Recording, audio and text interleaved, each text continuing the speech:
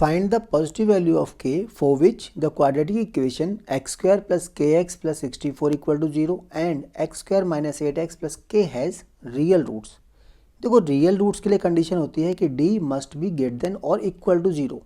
अगर ग्रेटर है तब भी रियल है, इक्वल है तब भी रियल है। ग्रेटर के केस में क्या होता है कि अगर ग्रेटर है तो रियल है बट अनइक्वल है, और अगर d इक्वल टू 0 हो जाए तो रियल भी है और साथ साथ इक्वल भी है। तो नहीं, ये कंडीशन है जब रियल है, मतलब चाहे इक्वल हो चाहे ना हो। तो अब कंडीशन पहली इस वाली कंडीशन को लेके आगे बढ़ते हैं। पहले फर्स्ट इक्वेशन लेते हैं, फर्स्ट क्वाड्रेटिक इक्वेशन को।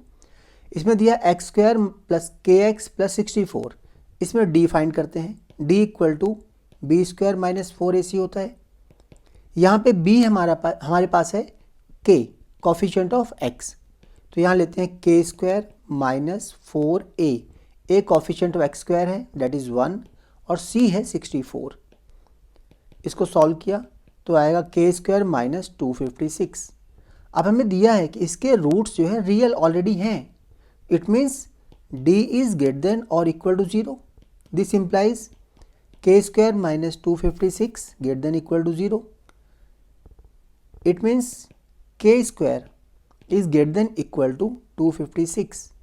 इन केस अगर हमें पता होता कि जो डी की वैल्यू है के स्क्वायर इक्वल टू 256 है, अगर ये होता तो k की वैल्यू हम इजीली निकाल सकते थे प्लस माइनस 16 इसका स्क्वायर रूट करके। बट यहाँ पे साइन इनइक्वालिटी का है, ग्रेटर देन इक्वल टू है। ऐसे केसेस में हम नंबर लाइन की हेल्प लेते हैं। एक नंबर लाइन ड्रॉ करेंगे। यहाँ प्लस माइनस 16 आया ना, तो यहाँ बीच में 0, यहाँ माइनस 16 है और यहाँ प्लस 16। अब इसके बीच का नंबर 0 है, हम यहाँ 0 पुट करेंगे। अगर ये ट्रू होता है तो बीच की सारी वैल्यूज़, ये सारी वैल्यूज़ का सॉल्यूशन है। और इनकेस अगर ये फॉल्स है तो इसके बियॉन्ड 16 के बाद वाली वैल्यू और माइनस 16 से पहले वाली वैल्यू इसका सॉल्यूशन है। तो देखो यहाँ अगर हम 0 पुट करते हैं तो 0 square is greater than equal to 256। ये रॉन्ग है कंडीशन, ये कंडीशन रॉन्ग है। इट मीन्स ये बीच वाला हिस्सा जो है इसका सॉल्यूशन नहीं है। इसका सॉल्यूशन है 16 से बड़ा और माइनस 16 से छोटा। तो हम यहाँ ले सकते हैं इस कंडीशन के बाद, यहाँ ले सकते हैं हम कि k is greater than 16 greater than equal to 16 और k is less than equal to minus 16। यह कंडीशन आ गई हमारे पास पहली।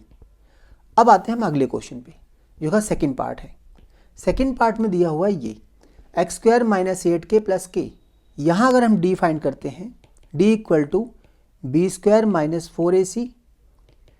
b है हमारा माइनस 8, तो माइनस 8 का square minus 4 into a is 1 and c is k। इसको सॉल्व किया 64 minus 4k is greater than equal to 0। अगर इसको हम सॉल्व करते हैं तो आएगा 64 is greater than equal to 4k और 4 से डिवाइड करने के बाद 16 is greater than equal to 4k only. Otherwise k is less than equal to 16।